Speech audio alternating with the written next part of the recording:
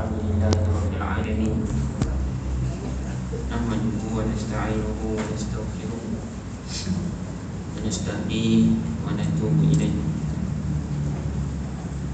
Wa na'udzu billahi min shururi anfusina wa min sayyiati a'malina. May yahdihillahu fala mudilla lahu wa may yudlil fala hadiya lahu. Asyhadu an la ilaha illallah wa asyhadu anna Muhammadan 'abduhu wa rasuluh. Allahumma shalli 'ala Muhammad wa 'ala ali Muhammad kama shallaita 'ala Ibrahim wa 'ala ali Ibrahim innaka Hamidum Majid. Allahumma barik 'ala Muhammad wa 'ala ali Muhammad kama barakta 'ala Ibrahim wa 'ala ali Ibrahim innaka Hamidum Majid. Rabbi shrah li sadri wa yassir li amri wahlul 'uqdatam min lisani yafqahu qawli. Subhanaka la ilma lana illa ma 'allamtana innaka antal alimul hakim. Wala hawla wala quwwata illa billahil aliyyil azim. Allahumma inna nas'aluka ilman nafi'a wa rizqan thayyiban wa amalan mutaqabbala ya arhamar rahimin. Amma ba'd. Sahibul fadilah Tuan Imam Tuan Bilal, ahli jawatan kuasa masjid, Ashabul fadilah tuan-tuan guru, alim ulama, tuan-tuan haji, puan hajah, hadirin hadirat, muslimin muslimat yang dirahmati Allah Subhanahu wa taala. Khabar semua? Alhamdulillah, segala puji bagi Allah Subhanahu wa taala, dirafakkan kepadanya dengan hidayah dan taufik daripada Allah Subhanahu wa taala. Dapat kita sekali lagi pada malam ini diimpunkan di kalangan orang yang baik-baik, orang yang selalu datang ke masjid ini akan diiktiraf sebagai ahlullah, ahli Allah Subhanahu wa ta'ala. Kan biasa manusia ni kadang-kadang kita suka nisbahkan kepada orang-orang besar tertentu, kan? Kalau orang tu dia penyokong setia pada orang tersebut, kita akan sebut orang tu apa tuan? Dia tu orang najib tu, contoh lah tu. Contoh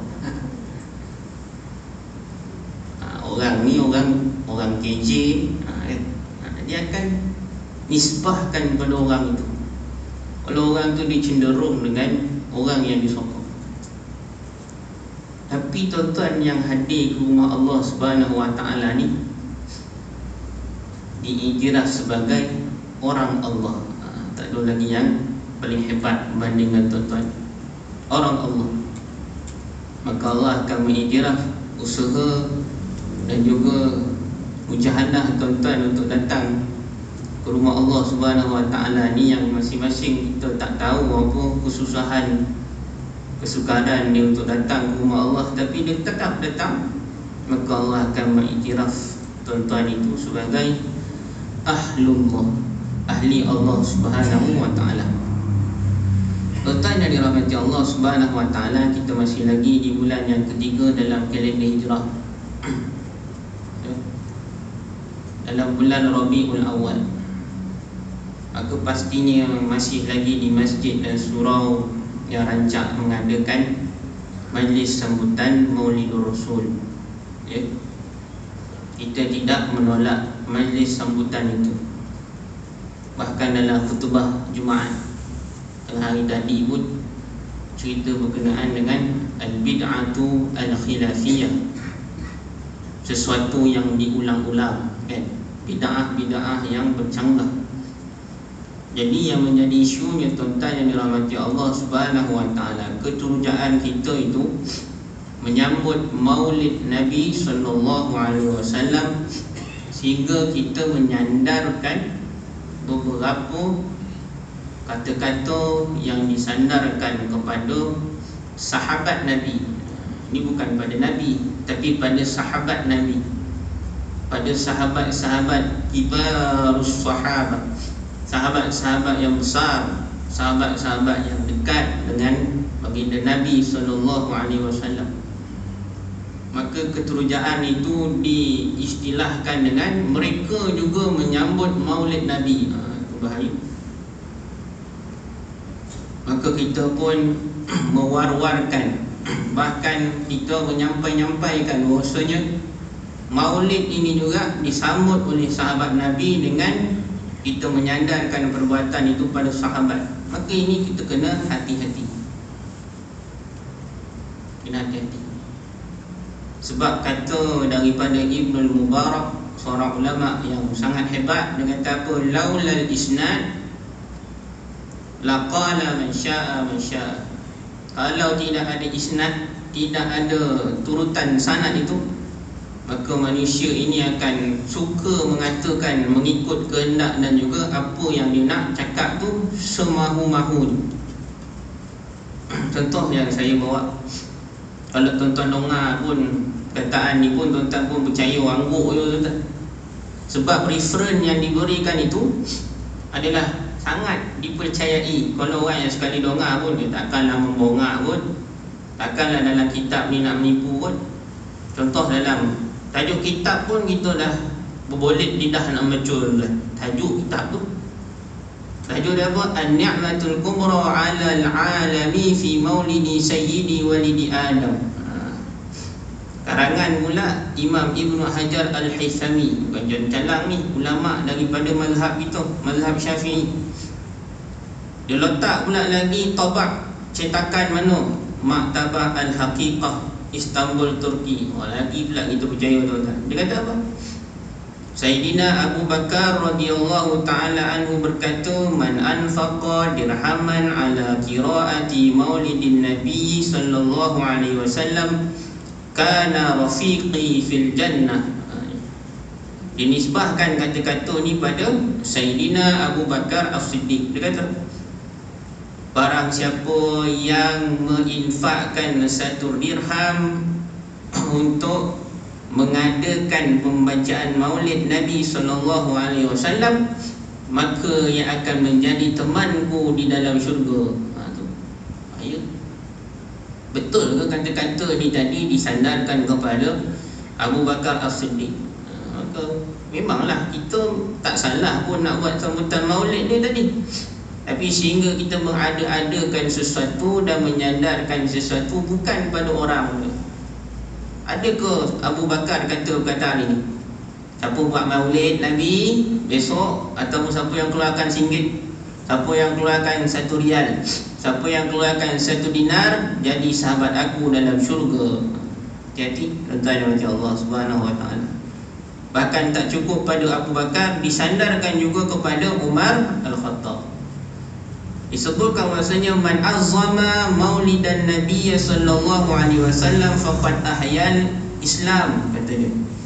Siapa yang mengagungkan maulid Nabi sallallahu alaihi wasallam, maka sesungguhnya dia telah menghidupkan Islam.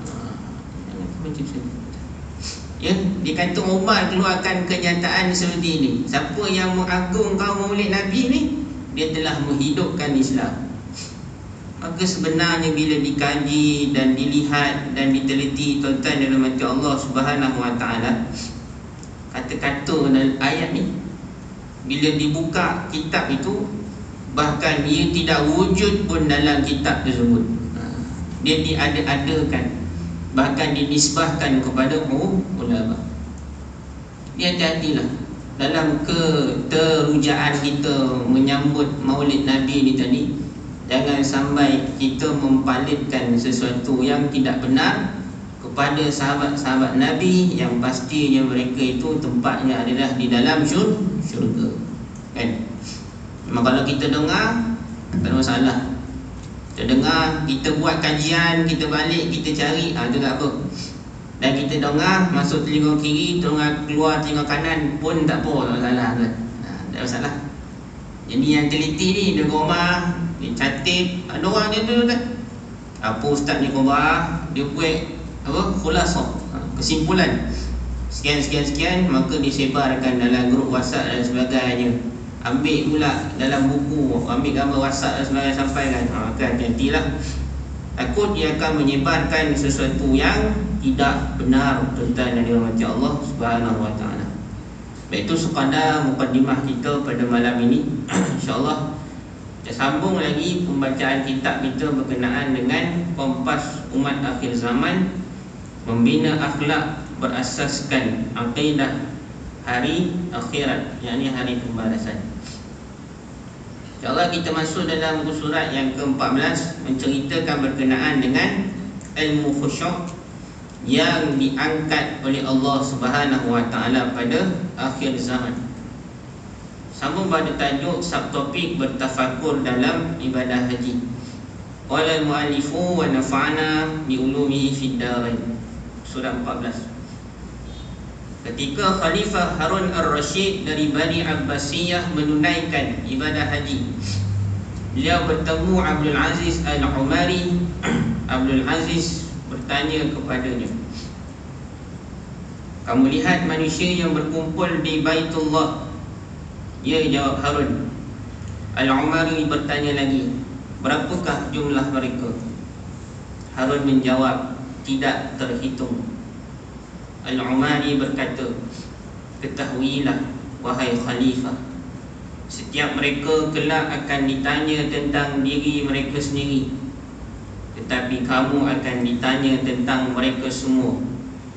Mendengar kata-kata itu, Khalifah Harun ar-Rasyid menangis dalam keadaan terseduh-seduh. Ini adalah orang yang bila mana dia melakukan sesuatu itu, dia tafakkur. Fakkara, yufakiru, tafkir, kan? Tafakkur maksudnya orang yang sentiasa berfikir dengan apa yang dia buat, melihat kepada natijah, pada sesuatu yang dia lakukan. Bukan sekadar ia buat perkara tersebut maka lepaslah tugasan dia. Khalifah Harun ar-Rasyid di antara khalifah yang kita baca sejarah dia, antara pemimpin yang cerdik dan juga pemimpin yang bijak dalam mentadbir khilafah ketika itu. Nama dia sering disebut-sebut kerana kebijaksanaannya dalam mentadbir dan juga amanahnya dia dan kuatnya, maknanya keimanan dia kepada Allah Subhanahu wa taala. Khalifah ni ada ramai, tak semua khalifah ni baik. Tak semua khalifah baik. Selepas daripada Khulafa ar-Rasyidin, khalifah yang mentadbir selepas itu, ada yang baik dan ada yang kurang baik.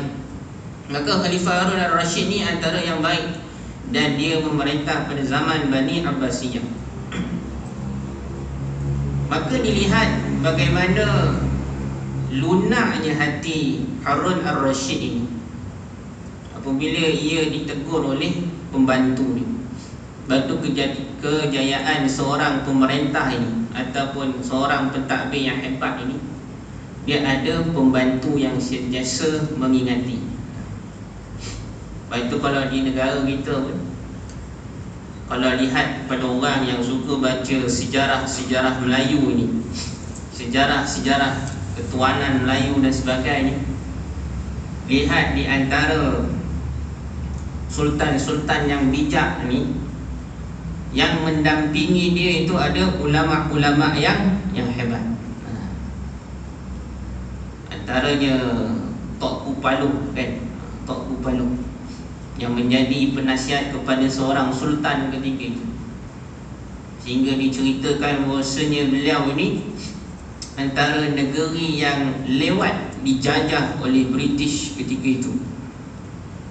Sebab kebijaksanaan yang ada pada Tok Upalo ni menasihati kepada sultan ketika itu. Jadi bila mana ada penasihat yang sentiasa memberi peringatan ini, tuan-tuan, maka ia akan membekas dan juga akan memberikan kesan di dalam hati.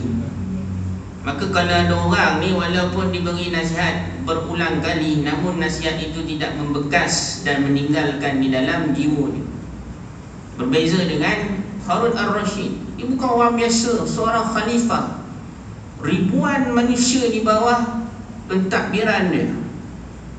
Kalau dia nak kata kau sibuk berkenaan dengan aku punya akhirat apa, boleh je kan tu. Ni akhirat aku tahulah menguruskannya. Kalau setakat manusia ini aku boleh uruskan, apatah lagi aku nak menguruskan hal-hal berkenaan dengan akhirat. Ramai manusia macam tu bila sudah ada jawatan dan pangkat, dan bila mana ia disokong oleh ramai manusia. Tapi apa yang berlaku pada Harun Ar-Rasyid? Dia akan bertafakur, dia fikir balik, aku buat haji ni, bila tengok orang ni ramai, setiap manusia daripada orang yang tawaf dan melaksanakan ibadah haji ini akan mempersoalkan aku, apakah amanah yang telah aku tanggung itu telah aku lakukan dengan sempurna dan baik. Begitulah tuan-tuan dan hadirin Allah, kesan daripada ilmu khusyuk itu. Itu tuan-tuan mungkin tak nampak. Ilmu khusyuk ini akan membawa kepada orang itu sentiasa berfikir berkenaan dengan natijah ibadah yang dia buat. Maka kita letakkan pada diri tu. Contohnya kalau kita sebagai penjawat awam, maka kita kena lunaskan tugas kita sebagai penjawat awam dengan jelas dan juga nyata, kan? Kalau kita letak balik pada diri kita, kan, macam mana agaknya kalau aku sebagai penjawat awam gunakan hak-hak kerajaan ini demi kepentingan peribadi, kan? Anak nak koteh, nak beli koteh, ponek pula, ambillah 1 rim kat pejabat, kan tak urut 1 rim ambil tak, bagikan anak main dan sebagainya. Maka itu bukan hak kita, maka ia akan dipersoalkan oleh Allah Subhanahu wa taala, kan? Jadi tuan-tuan yang dirahmati Allah Subhanahu wa taala, maka bila orang yang khusyuk ini, dia akan menisbahkan segala yang dilakukan itu untuk berfikir natijah dia tadi, adakah ia akan memberi kesan yang baik ataupun tidak kepada apa yang dia lakukan. Kesan dia mujahadah dalam ibadah khusyuk ni tadi. Tuan-tuan, kalau kita ingat orang khusyuk ni dia hanya melibatkan diri dia, tidak. Orang yang khusyuk ini dia akan memberikan manfaat kepada orang yang berhampiran dengan dia. Maka kita lihat hari ini tak ramai orang yang boleh memberikan, maknanya dia ada tarikan itu tadi, ataupun aura bila mana orang yang khusyuk ni tadi, dia akan jadi orang lain akan jadi lebih baik dan melihat orang itu tadi dalam keadaan yang lebih baik. Tuan-tuan dan puan Allah Subhanahu wa taala, maka kita lihat siapakah yang memiliki ilmu khusyuk ini menurut penulis. Ilmu khusyuk yang tersimpan dalam hati itu bukan hanya terpancar pada ucapan dan perbuatan, namun ia juga berubah menjadi cahaya yang memancar pada wajah. Ilmu khusyuk. Ilmu khusyuk ni tuan-tuan, dia bercakap pun dengan penampilan yang baik. Kata-katanya itu pun akan keluar dengan seolah-olah mutiara yang bernilai bagi mana sesiapa yang mendengar kata-kata tersebut. Ini orang yang khusyuk. Dia mempraktikkan setiap ayat Al-Quran. Bila mana ada tuntutan untuk berkata dengan kata yang baik, maka dia akan kata dengan kata yang baik, kan? Tak adalah dia terkesan sangat dengan berkenaan dengan situasi-situasi yang melanda zaman sekarang ni. Nak up to date tapi terbawa-bawa mengikut perasaan pun payah, tuan-tuan. Ustaz pun kadang-kadang tak terlepas daripada musibah yang berlaku dalam keadaan tersebut, kan? Contohlah, ada seorang artis yang dipinang oleh seorang PU. Ustaz ni pun galak cerita dalam ceramah, tuan-tuan. Melopeh dia, tuan-tuan. Ni apa hal ni, tuan-tuan? Apa hal nak ceritakan berkenaan tersebut dalam grup-grup agama dan sebagainya, seolah-olah bahkan jadikan gurauan pula. Bila artis tu tadi pakai niqab, oh dia kemain lagi komen tuan-tuan kan, nak cerita apa semua dan sebagainya. Ni apa tuan? Terlampau mengikut arus kemodenan ni tadi, hingga terikut dengan keadaan-keadaan semasa kan. Sharekan benda ni tadi dalam pengajian dan sebagainya. Ini apa tuan? Maka ini tidak bagus. Maka orang yang khusyuk itu dia akan menampilkan ucapan dan perbuatan yang baik dan tidak terpengaruh dengan suasana semasa, sehingga nak jadikan modal untuk dia berceramah dan menyampaikan pengajian. Maka ini tidak baik. Maka seperti itu tuan-tuan dan rahmat Allah Subhanahu wa taala, maka bila dia melontarkan kata-kata yang baik, ucapan yang baik, perbuatan yang baik, maka dia akan jadi kesan kepada orang yang berhampiran dengan dia. Maka kata penulis, cahaya itu begitu kuat sehingga dapat dilihat dengan jelas oleh orang yang memandangnya. Bahkan memandang wajah orang-orang seperti ini meninggalkan kesan yang sangat mendalam. Subhanallah. Beruntunglah orang yang bila mana dapat melihat wajah-wajah orang yang khusyuk, wajah-wajah orang yang sangat khudu' dia ketika mana beribadah kepada Allah Subhanahu wa taala. Wajah mereka dapat lihat pun sangat beruntung. Yunus bin Ubaid di Basrah pernah berkata, setiap orang yang melihat Hasanul Basri akan mendapat manfaat meskipun dia tidak melihat amal ibadahnya atau mendengar ucapannya.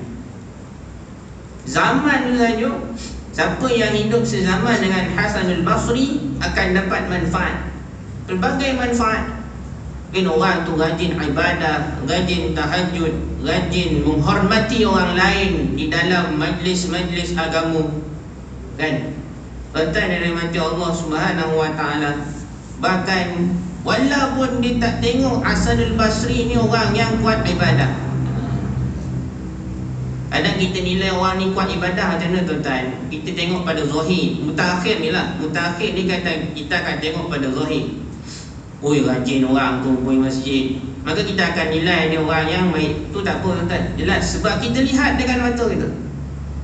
Tapi orang sezaman dengan Hasanul Basri, dia tak pernah tengok pun Hasanul Basri ni kuat ibadah.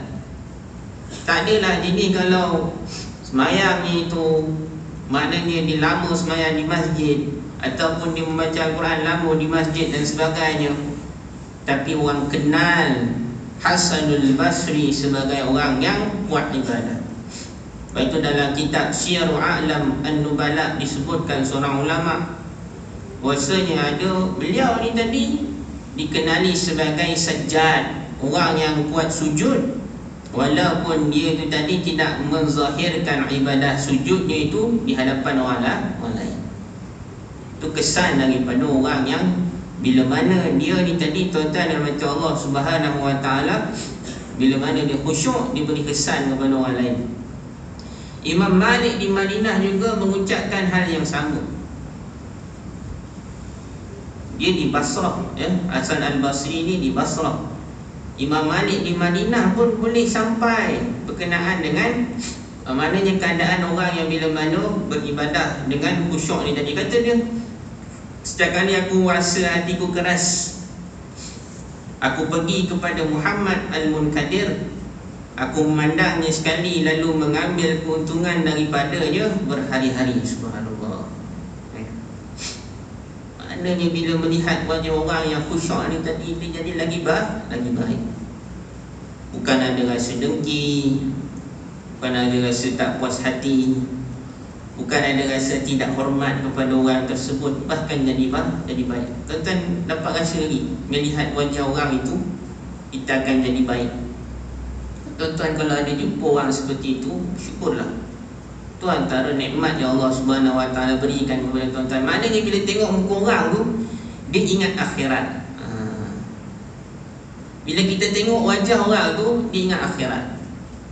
Bukan bila-bila kita tengok orang tu, kita mempelekehkan dia. Bila kita tengok orang tu tadi, aku berhati cakap macam tu kan? Bila kita tengok keadaan macam tu, kita nampak dia tu tak hebat dan sebagainya. Tak. Bila mana orang, bila kita tengok orang tu seseorang membawa kita kepada akhirat, Maka tuan-tuan yang dirahmati Allah, beruntunglah tuan-tuan berjumpa dengan orang seperti itu. Wajah seperti ini, siapa yang dapat tuan-tuan nikmat seperti ini? Orang yang hidup pada zaman Nabi SAW. Bila lihat Nabi itu tadi, dia akan ingat akhirat.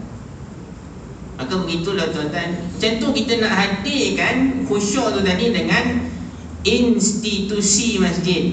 Ni kita nak kaitkan ni. Walaupun kita tak dapat nak mewujudkan mungkin pemilik ilmu khusyuk ni tadi tuan-tuan macam Allah, kita cuba wujudkan suasana masjid yang boleh mendatangkan khusyuk. Apa antaranya tuan-tuan dan macam Allah Subhanahu Wa Taala, kita cuba wujudkan bila kita datang masjid tu, kita ingat akhirat. Kita ingat akhirat. Kita ingat persediaan kita kepada akhirat.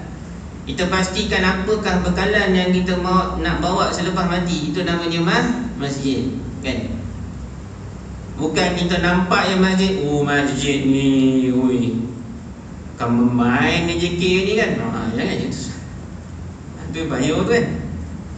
Ni jangan main rezeki ni, jangan main dengan rezeki masjid ni kan? Maknanya orang bila pergi masjid tu dia tak ingat Tuhan, tuan-tuan. Tu bahaya. Dia pergi masjid tu, dia tengok orang yang ada dalam masjid, dia bukan lihat kepada masjid tu dibina untuk siapa. Sebab tu tuan-tuan macam Allah Subhanahu Wa Taala dalam mazhab Syafi'i ada sebutkan, Imam Nawawi pun sebut, bila mana kalau masjid itu dihias dengan hiasan yang terlampau, maka perbuatan itu boleh jatuh kepada hukum makruh. Contohlah, ada orang jutawan, dia duit banyak kan, maka dia kata, okey, saya nak infakkan duit saya ni, saya tiang-tiang di masjid ni tadi, saya nak salut dengan marble. Contoh bagi nampak cantik lagi kan, bagi nampak menyelah. Bahkan ada ulama menyebutkan perbuatan ini boleh jatuh kepada hukum makruh, bahkan boleh membawa kepada haram. Sebab perbuatan tersebut walaupun dengan duit dia tadi tuan-tuan bagi Allah Subhanahu Wa Taala. Sebab apa? Sebab duit tu dia boleh gunakan kepada sudut yang lebih baik, kan? Contoh, masih lagi ada orang yang susah, masih lagi ada orang yang kais pagi makan pagi, kais petang makan petang, ada makanan tak cukup, susu anak tak cukup, pamper tak cukup dan sebagainya. Duit ni disalurkan pada orang tersebut. Bahkan boleh juga guna duit tu tadi, tingkatkan lagi alaun kepada imam masjid, lagi bersemangat imam-imam yang ada di masjid ni kan. Tak adalah dulu orang gobar kan, dia gola imamnya apa, imam 750 dululah tuan-tuan. Dah naik, dah canggih dah tuan. Jadi tuan-tuan yang macam Allah Subhanahu Wa Taala sediakan mungkin rumah ataupun kuartus imam, yang mana imam tu kalau boleh dia duduk 24 jam kat situ, semua orang boleh rujuk kat dia. Gunakan duit macam tu. Maknanya bukan belanja, bukan, tidak sepatutnya. Memanglah kalau kita tengok di Masjid Nabawi, di masjid di Makkah, itu bukan panduan kita. Sebab mereka bina tu, sekarang hari ni binaan mereka tu jurus kepada sekadar nak mencantik masjid ni tuan-tuan. Dia pasti bila kita datang sana tu, dia mengingatkan pada Allah. Itulah sebenar maksudnya masjid. Bukannya semakin merenggangkan hubungan kita dengan Allah Subhanahu Wa Taala. Kalau menurut ulama, antara mazhab Imam Nawawi dan mazhab Syafi'i dan disyaratkan oleh Imam Nawawi, dia kata masjid ni juga kalau boleh binaannya itu, color dia tu kalau boleh plain, barulah dia akan datangkan kekhusyukan. Kalau dulu kita bincangkan orang nak khusyuk ni dari segi peribadi kita, kita punya environment pun boleh kena wujudkan dengan nak khusyuk tadi. Maka masjid tu mesti, kalau boleh masjid tu warnanya satu, kalau boleh warna tu biar putih. Kalau sejadah pun, sejadahnya tu biar yang plain juga warna dia, kan? Sebab apa, kadang-kadang sejadah yang kita bawa tu macam-macam corak ada untuk macam-macam corak. Anak ulama masa PKP ni bawa sejadah kan, sebelum ni jangan buat sejadah. Memang sejadah dah ada kat masjid, dah terbentang dan sebagainya, buat sejadah. Maka kita bawa sejadah tu ada macam-macam corak, kan? Bila rukuk tu kita pun tengok Ni anjing ke lembu ni? Anjing ke lembu ni? Nak ubah anjing pun ada rumah anjing ni. Nak ubah lembu pun ada rumah lembu, tuan-tuan. Bayangkanlah. Bila banyak corak tadi, tuan-tuan, menghilangkan rasa khusyuk kita pada Allah Subhanahu Wa Taala. Sebab itu kalau boleh biar plain lah. Kalau boleh, bukannya wajib. Kalau boleh, sebab nak wujudkan suasana yang khusyuk tadi, pakaian biar pakaian yang putih. Pakaian yang putih, pakaian yang terang. Sebab biar dia membantu kita tadi dekat dengan Allah Subhanahu Wa Taala. Kalau kita faham bahasa Arab sekalipun, maknanya kita cuba menghadirkan diri kita ni menghadap Allah Subhanahu Wa Taala dan memikirkan banyak pahala berkenaan dengan solat ni, tapi kalau suasana kita macam tu pun kurang kita boleh dapatkan khusyuk tadi, tuan dari mata Allah Subhanahu Wa Taala. Kemudian yang fasiliti yang ada di masjid ni juga kena ditambah baik. Tambah baik. Contohnya, kalau tempat wuduk tu biar yang kawasan yang mesra wuduk. Mesra wuduk. Maknanya kalau kita nak ambil wuduk tu, tak adalah sampai satu ketika bila mana air yang merocek tu merocek pula kena dekat kain kita nak solat, dah basah.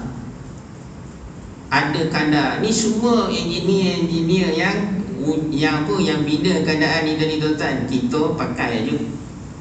Dia tahu macam mana ketinggian air ni tadi, dia tak kocik kena dekat. Ni semua, tuan-tuan, membantu sebenarnya, membantu. Ya. Kepala paip tu tak adalah tersombol pun lah, kan? Tersombol tu tadi, tuan-tuan, kadang tergantuk kepala kita dengan kepala paip tu tadi. Macam tu lah. Dan sediakan tempat duduk tu pula. Tempat duduk tu tak mesra langsung. Yang obesity memang tersepit lah, tuan-tuan. Janganlah. Yang badan besar tu, kau main solat lagi nak duduk tempat duduk tu. Janganlah, tuan. Tak mesra duduk. Kawasan, kalau kita tengok lah, contohnya macam di Singapura, masjid-masjid dia, tandas dia tu adalah antara tandas yang terbaik lah. Kita tak nafikan Malaysia ada juga, tapi kalau di Singapura tu tandas mereka tu terbaik. Bersih dan menyegarkan. Dia punya apa? Maknanya dia punya tema di tandas-tandas masjid tu kan, bersih dan menyegarkan. Tu macam mana dia sediakan kepala paip dia dan sebagainya. Kita tengok tu tadi, tuan-tuan. Bila itu baik, dia akan bagi kesan kepada orang tadi nak solat pun dalam keadaan baik. Bayangkan kalau fasiliti tu kurang sempurna, kan? Nak masuk bilik air, nak membuang tadi, tuan-tuan, kan? 5 minit dah lagi sembahyang ni, nak membuang, pergi membuang pula, tuan-tuan. Membuang pun dalam keadaan tak aman. Sebab apa? Pintu pun engsel terjabut, tuan-tuan. Tu yang apa, almarhum Dr. Ismail Kamus tu nak elok membuang ni, tiba-tiba orang pun tolak itu, melompek dia, tuan-tuan. Jangan tu. Maknanya fasiliti masjid tu tak kemas. Nampak simple, tuan-tuan. Dia bagi efek pada kita punya ibadah. Kita sibuk nak cantikkan masjid, penampilan kita, tapi masjid kita ataupun tandas masjid kita tu dalam keadaan yang kurang sempurna, kan? Dah satu kojo pula jemaah kalau nak membuang, kena pegang pintu tu, kan? Pegang pintu tu. Kan tak pegang ni kau tolak kan? Jadi masalah ni kan. Pasal pegang. Kata apa jadi, kan? Cukuplah tu, tak ada orang datang gitu, kan? Masjid dia macam ni, kan? Bagi efek, tuan, nampak kecil. Jadi total yang mati Allah Subhanahu Wa Taala, maka kita lihat benda-benda yang kecil ni tadi, environment ni tadi membantu kepada khusyuk seorang tu dengan solat. Baik. Seterusnya, ilmu seperti ini semakin hari semakin berkurangan. Pemiliknya juga semakin hari semakin sedikit. Daripada Abdullah bin Amr bin Al-As, aku mendengar Rasulullah sallallahu alaihi wasallam bersabda, Inna Allah la yaqbidul ilma intiza'an yantazi'uhu minal ibad. Sesungguhnya Allah Subhanahu Wa Taala tidak akan mencabut ilmu dengan begitu sahaja daripada hati manusia. Akan tetapi Allah akan mencabutnya dengan mencabut, walakin yaqbidul ilma biqabdil ulama. Allah akan mencabut ilmu itu dengan dimatikan para ulama. Kalaulah ulama-ulama yang tahu berkenaan dengan ilmu-ilmu khusyuk ni dah meninggal, mana kita nak tahu lagi berkenaan dengan cara ilmu yang khusyuk itu kan? Melalui pengalaman ulama-ulama yang ada kemampuan ilmu khusyuk ni lah kita boleh tahu macam mana dia boleh khusyuk tu kan. Tapi kalau dia orang dah tak ada, siapa lagi kita nak rujuk? Sebab ilmu ini adalah ilmu yang zuqi, ilmu berdasarkan perasaan, bukan ilmu yang boleh sekadar dengan kajian, belajar. Kita boleh belajar, kita dapat, tidak tuan. Sebab itu ibarat kalau kita masuk ke dalam hutan kan? Kalau kita masuk dalam hutan, kalaulah kita masuk dalam hutan tu tak ada lorong yang pernah dilalui oleh orang tertentu sebelum ini, agak-agak mudah kita nak masuk tuan, sukar, ambil masa. Kita terpaksa topeh, kita terpaksa buat laluan, kita terpaksa buat lorong yang mana lorong tu nanti barulah senang kita nak jalan tuan-tuan macam Allah. Tapi kalau sebelumnya ada orang pernah buat, kita lalu lorong itu, maka memudahkan kita untuk mendapatkan laluan yang mudah dalam perjalanan tersebut. Baik, kita berhenti sebentar tuan-tuan macam Allah, kita beri laluan kepada azan. Wallahu a'lam.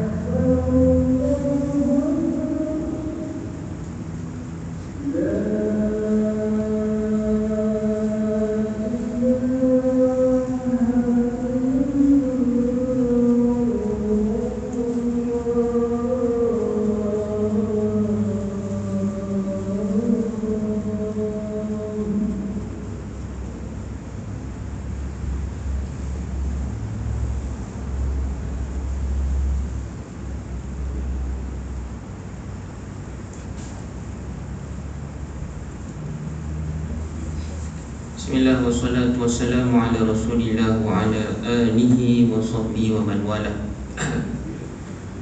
Hatta idza lam yubqi aliman, apabila ulama itu meninggal dunia, maka tidak ada yang kekal di kalangan itu orang yang alim, orang yang cerdik, orang yang alim. Ittakhadhan nasu ru'usa, maka manusia ketika itu akan mengambil pemimpin-pemimpin juhala, pemimpin-pemimpin yang jahil, pemimpin-pemimpin yang tidak mengetahui perihal tersebut, dan mengangkat orang yang jahil ini sebagai ru'usa, sebagai pemimpin. Fasu'ilu, dan orang yang diangkat sebagai pemimpin ini maka ditanyakan kepada mereka hal-hal berkenaan dengan agama. Fa'aftau bi ghairi ilmin, maka mereka pun memfatwakan tanpa dengan ilmu. Memfatwakan tanpa dengan ilmu. Ada fatwa yang dikeluarkan dengan fatwa-fatwa yang qaulul qadim. Contohnya kalau Imam Syafi'i ni dia ada dua qaul kan. Satu qaulul jadid dengan qaulul qadim. Maka dia pun keluarkan fatwa. Dia kata semayang Jumaat itu sah kalau ianya melibatkan jumlah jemaah walaupun 4 orang saja. Sah. Dia kata ini adalah pendapat daripada Imam Syafi'i. Tapi qaul tu adalah qaul qadim, qaul yang sudah berlaku, yang dikira sebagai sejarah. Maka dia pun mewar-warkan, kata sah semayang Jumaat walaupun yang ada jemaah tu 4 orang saja. Nak pula masa PKP ni, bahaya kan?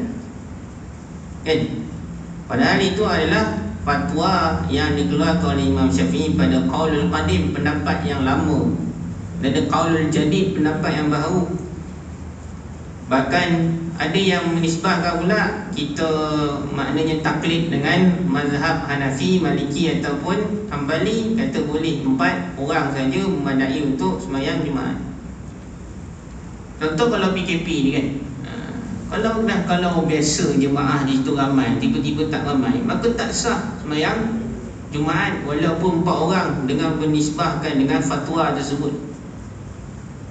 Melainkan kalau kawasan itu memang kawasan pedalaman di Sabah ataupun kawasan-kawasan kampung yang memang hari-hari Jumaat 4 orang, 10 orang, itu lain. Tapi ramai, tiba-tiba hari itu tak datang atas sebab-sebab tertentu, maka kena laksanakan sembahyang zuhur betul. Ni ramai orang yang keluar fatwa ikut sedap dia saja kan. Bahaya. Banyak lagi lah. Dalam keadaan tersebut fatwa-fatwa dikeluarkan tanpa dengan ilmu, maka itu sangat berbahaya. Fadallu wa adallu, maka mereka itu jadi sesat dan semakin sesat. Sesat dan juga menyesatkan orang lain. Maka lahirlah yakni unasun mudillun, itu manusia-manusia yang sesat, sebab ia telah mengambil fatwa-fatwa yang dikeluarkan oleh ulama-ulama yang sesat. Jadi kita pun sama kan, banyak rujukan-rujukan kita. Dalam FB kau buat macam tu, kan? Tu. Dalam grup WhatsApp ustaz-ustaz kau buat macam tu, kan? Kita mengambil sekadar itu saja, tidak dengan teliti. Sekadar cukup seperti itu, kita kata itulah rujukan kita. Maka hati-hati tuan-tuan, takut termasuk orang yang mengangkat bukannya ahlinya dalam memberikan fatwa tersebut. Baik. Seterusnya tuan-tuan dan puan Allah Subhanahu wa taala, ulama palsu. Dalam hadis tadi pun sebut an-nasu ru'usan juhala, pemimpin yang jahil. Maka apabila para ulama sejati telah diangkat, yakni meninggal dunia, maka yang tinggal di atas bumi hanyalah para penuntut ilmu dan ulama palsu.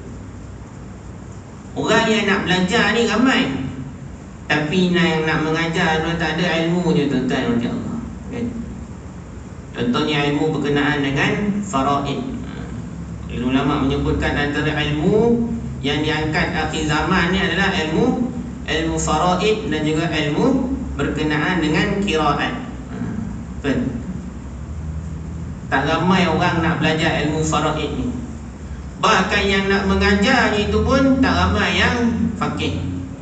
Kalau si mati meninggalkan seorang isteri, ada 2 anak perempuan, berapakah yang dapat bahagian-bahagian tersebut, tak semua hafal. Adalah, tapi kalau dia memang spesifik dalam bidang tu, kalau contoh macam saya memang tak hafal tak. Kena ada kaedah ni, ada kemahiran ni, dan tak semua orang boleh kira kiraan tersebut. Bahkan juga ilmu qiraat. Kalau dulu ilmu qiraat ni orang biasa pun dia baca. Betul? Orang biasa pun dia baca. Orang awam pun boleh baca.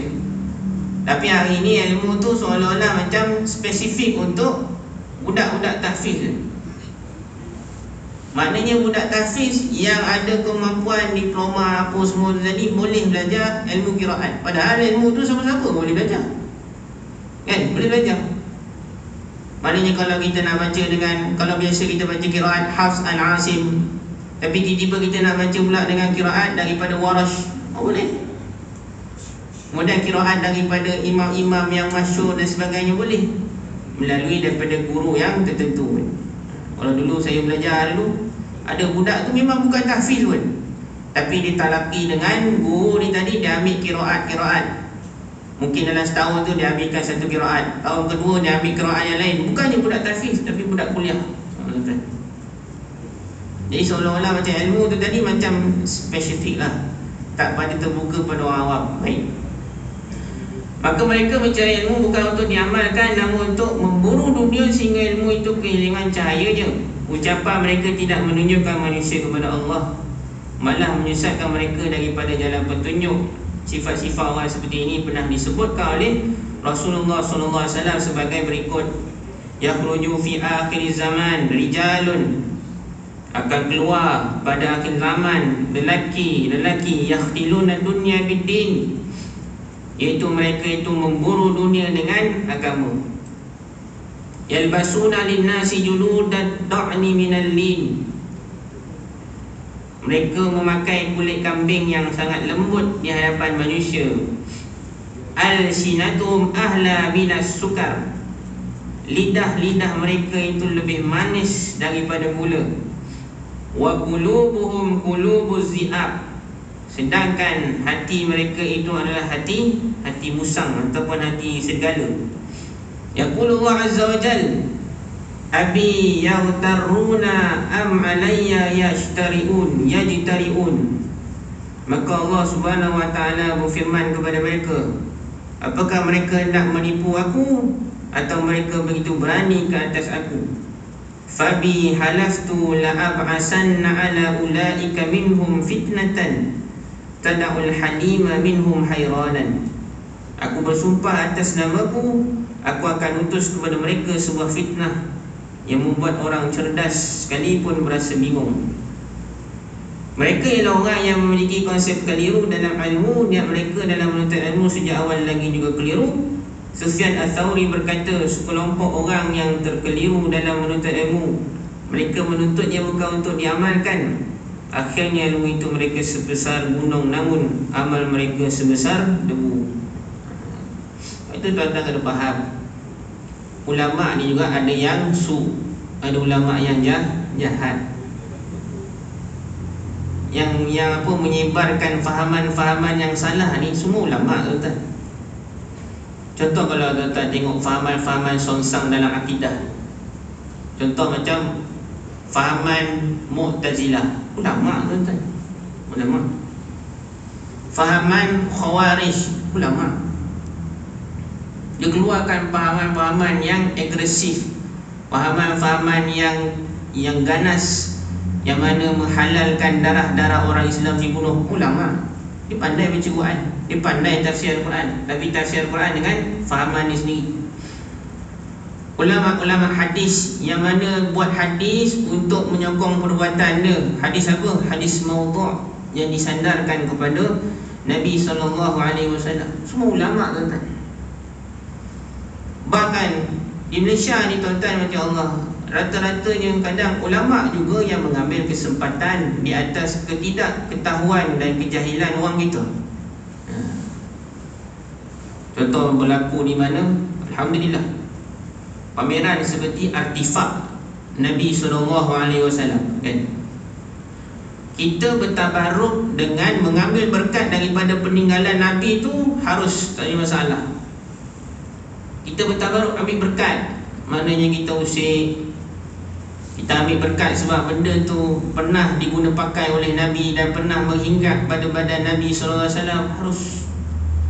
Tapi kalau penganjur telah menipu dan mendustai bahawasanya barang itu adalah barang, dia kata ini artifak Nabi, tapi sebenarnya bukan Nabi, maka itu pun kita khawatir termasuk di kalangan ulama, namanya ulama su.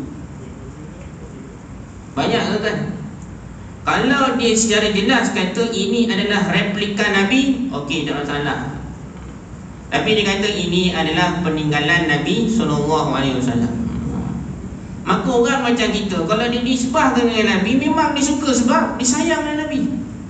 Semua yang melibatkan dengan Nabi sangat kita teruja, kan? Contoh ada dalam satu video, tuan-tuan macam Allah, dia jual tasbih. Dia kata tasbih ni dibuat daripada kayu, yang mana kayu itu adalah kesan daripada ataupun daripada pokok, yang mana pokok tu hanya tumbuh pada tapak kaki yang pernah dipinjak oleh Nabi SAW selepas hijrah ke Madinah. Ramai yang dengar tu pun syukur lah, syukur. Minta maaf cakap lah, biasa yang guna bongak ni, laki ni jarang guna bongak tu kan. Biasa orang perempuan ni guna bongak. Minta maaf cakap lah. Mak laki ni kalau dia tengok, dia ya, sebab duit tak bawa kan. Biarlah. Orang perempuan ni kopai tu banyak duit tuan-tuan. Dia kalau nampak, boleh tuan-tuan. Kan? Jadi bila dia kata ini adalah merupakan kayu yang mana tumbuh selepas mana, ataupun pokok yang tumbuh yang dipijak oleh Nabi SAW, ini satu pendustaan, kan? Satu pendustaan. Kemudian ada satu pameran, dia kata ini adalah rambut Sayyidatina Fatimah Az-Zahra, kan? Jadi kami ni tidak dibenarkan, dia kata yang lelaki ni tak dibenarkan untuk melihat rambut Fatimah Az-Zahra kerana itu adalah aurat. Tapi masalah post kat Facebook boleh pula. Boleh pula tuan-tuan. Ini yang kita katakan tadi, ulama-ulama yang mengambil kesempatan di atas keuntungan dunia, kan? Kalau dululah masa awal-awal balik Mesir tu memang famous kayu koka tu. Kayu koka famous. Berapa ramai orang kena bongak kan. Kayu koka tu murah je. Bayangkan kayu koka tasbih tu dipotong pula ompek, dia bola ompek. Satu bahagian dia jual RM50. Sah ya tuan-tuan, memang untung duit. Poli kat Mesir berapa tuan-tuan? Dalam RM20, RM10. Balik satu tasbih boleh dapat dekat RM300, RM400 tuan-tuan jual. Dia kata ini adalah merupakan tongkat Nabi apa? Tongkat Nabi sekian lah, dan bahtera daripada Nabi Nuh lah, apa lah tuan-tuan. Ni semua, siapa yang keluarkan kenyataan ni? Semua ni ulama. Semua ni ulama. Maka ulama ini adalah ulama yang mengambil keuntungan dunia dengan jalan agama. Dari ini kita istilahkan dengan penunggang agama, kan? Dia kata ini adalah batu daripada batu ababil. Tuan-tuan bayangkan, kerajaan Saudi dulu memang tak pernah jumpa dekat topik dewan tu ada batu ababil. Tiba-tiba kat Malaysia ada pula batu ababil. Macam mana tu kan? Bayangkan. Kemudian dia pula ada ni serpihan kayu daripada bahtera Nabi Nuh. Percaya saja tuan. Maka inilah disebut sebagai, maaf cakap tuan, inilah ulama su. Mereka berpenampilan dengan penampilan baik, pakai jubah, pakai serban, atur mulutnya dengan selawat Nabi. Maka mereka mengambil keuntungan dengan barang-barang tersebut. Alhamdulillah. Di Kelantan baru-baru ni memang ada pameran irtifak itu. dan telah berjaya diberhentikan oleh Jabatan Hal Ehwal Islam Kelantan untuk pameran yang seterusnya. Jadi kalau benda ni kata replika, bagi tahu replika, bukan kata nak melupakan asar Nabi, kesan peninggalan Nabi. Kesan yang apa tuan-tuan? Dia akan menyebabkan orang tabarruk pada benda yang sia-sia. Replika ni benda yang kita lukis, kita lakar, bukan daripada Nabi, maka kita ambil berkat benda yang sia-sia, kan? Kalau contoh dia kata ini tapak kaki Nabi SAW, maka ada orang cium, ada orang ambil berkat, maka tabaruk ini adalah tabaruk yang sia-sia, kan? Hari kita boleh juga Nabi ni saiz kaki apa beza? Oh, kojak saiz 9, kojak saiz 10, seboleh, kojak 2 boleh, kan? Jadi tuan-tuan macam Allah SWT, maka tersebarnya benda-benda seperti ini adalah kerana ulama-ulama baik. Maka fenomena ini akan terus berlanjutan dan semakin buruk pada masa hadapan. Jarang sekali kita lihat seorang yang menuntut ilmu kerana Allah dan mengabdi diri untuk agamanya. Sebagian besar daripada pelajar kita hanya menyasarkan sijil dan kerjaya tertentu dengan ilmunya. Malah bukan sesuatu yang hairannya jika kita mendengar seorang pelajar ajaran agama melakukan jenayah atau seorang lulusan sekolah agama menerima rasuah. Nak dapatkan guru pun tuan-tuan sangat susah. Kalau ulama dulu, dia kalau nak nisbahkanlah, kalau nak nisbahkan tu guru mereka, syarat dia bila mana guru tu dah meninggal baru boleh kata tu guru saya. Bayangkanlah tuan-tuan. Tuan-tuan berapa ramai dah guru dah meninggal. Betul guru tu. Belajar dengan guru tu tadi tuan-tuan sampai meninggal. Itulah guru saya, kan? Ni kadang datang kojak-kojak batu kata, oh itulah guru saya, itulah saya ambil pendapat dia. Memang ada orang macam ni tuan-tuan, macam Allah SWT. Benar, dulu berlaku pada zaman Ahmad bin Hanbal. Ada satu masjid tu memang dia kata apa? Saya adalah anak murid kepada Imam Ahmad bin Hanbal, dan saya mengambil ilmu daripada dia, dan saya sangat kenal dan rapat dengan Imam Ahmad bin Hanbal. Bayangkan tu. Tiba-tiba hari tu Imam Ahmad bin Hanbal datang sembahyang masjid tu. Datang masjid tu. Maka dia tengok orang ni tadi. Asal tak pernah dia ni tadi belajar dengan dia, kan? Maka dia pun jumpa dengan orang tu.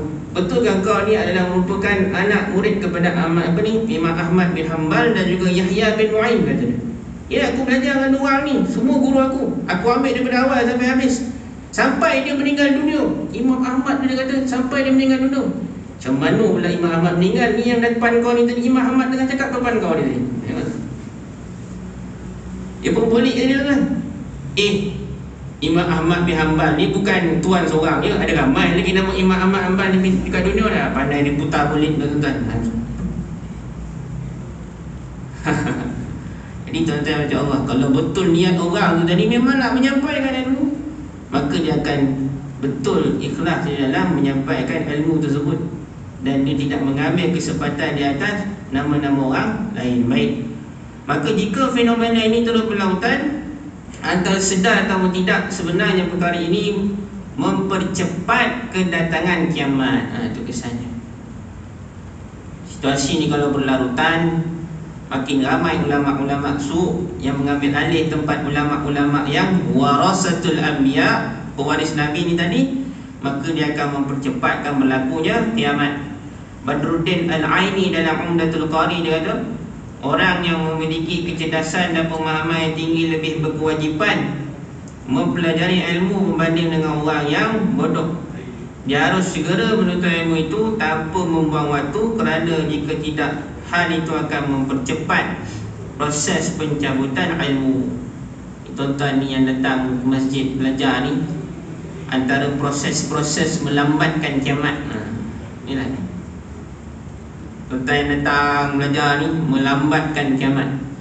Kalau tak ada orang belajar dah, buatlah kuliah macam mana, tak ada sambutan, tu sedikit demi sedikit tanda kepada kiamat semakin mendekat. Maka ucapan ini merupakan panggilan untuk para cerdik pandai yang selalunya diarahkan ke fakulti perubatan, teknikal dan politik, agar mengalih perhatian kepada ilmu-ilmu agama demi menyelamatkan dunia. Jadilah orang yang profesional kan. Profesional dia walaupun dalam bidang politik tapi faham agama. Dalam bidang perubatan hafal 30 juzuk. Oh subhanallah. Dalam bidang engineer hafal hadis Nabi. Maka ini akan menyelamatkan dunia sebelum sampai tempohnya kepada yaumul akhirah, iaitu hari kehancuran dunia. Tuan-tuan macam Allah Subhanahu Wa Taala. Maka rasanya cukup sampai di sini saja. Baik daripada Allah Subhanahu Wa Taala. Buruk dan lemah itu daripada kelemahan saya sendiri. Aku qouli hadza astaghfirullahalazim. Kita tutup dengan kafaratul majlis dan suratul asr. Subhanakallahumma bihamdika asyhadu an la ilaha illa anta astaghfiruka wa atubu ilaik. Bismillahirrahmanirrahim. Wal 'ashr innal insana lafi khusr illa alladhina amanu wa 'amilus shalihat wa tawassaw bil haqq wa tawassaw bis sabr. A'udzu billahi minasyaitonir rajim. Bismillahirrahmanirrahim. Alhamdulillahirabbil alamin wassalatu wassalamu ala asyrafil anbiya'i wal mursalin wa ala alihi wa sahbihi ajma'in. Allahumma arinal haqqa haqqan warzuqna ittiba'ah wa arinal batila batilan warzuqna ijtinabah. Wassallallahu ala sayyidina Muhammad wa ala alihi wa sahbihi wasallam. Alhamdulillahirabbil alamin. Assalamualaikum warahmatullahi taala wabarakatuh.